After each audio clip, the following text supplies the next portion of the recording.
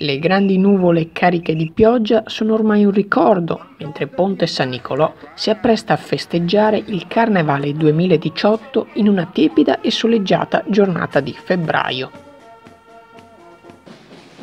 Molti i gruppi mascherati composti da centinaia di bambini e genitori delle scuole dell'infanzia del territorio, a cui si sono uniti clown armati di bicicletta, le majorette, la banda musicale e gli immancabili carri allegorici.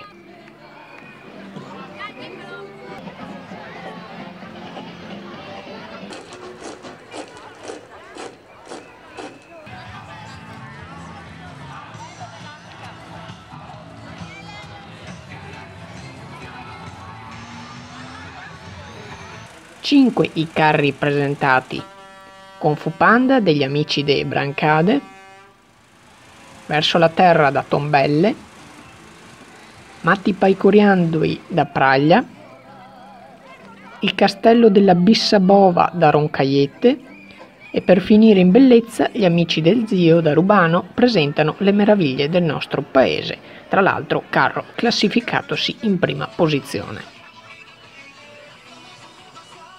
Ma tra tutti i gruppi e i carri c'è anche spazio per un pezzo di storia su quattro ruote, l'ex autobus dell'azienda ACAP numero 302 Fiat 470 immatricolato nel 1979 e presentato dall'associazione Inbus Club Veneto.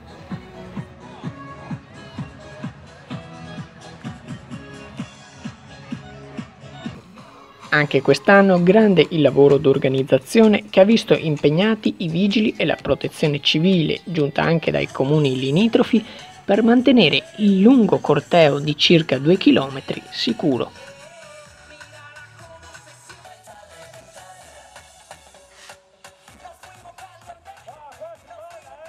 Potete trovare il video completo della manifestazione su Zwishammer Channel Premium o in replica su Zwishammer Channel Premium 1 giovedì alle 16 e i contenuti extra con la fotogallery sul nostro sito internet o nelle nostre pagine social.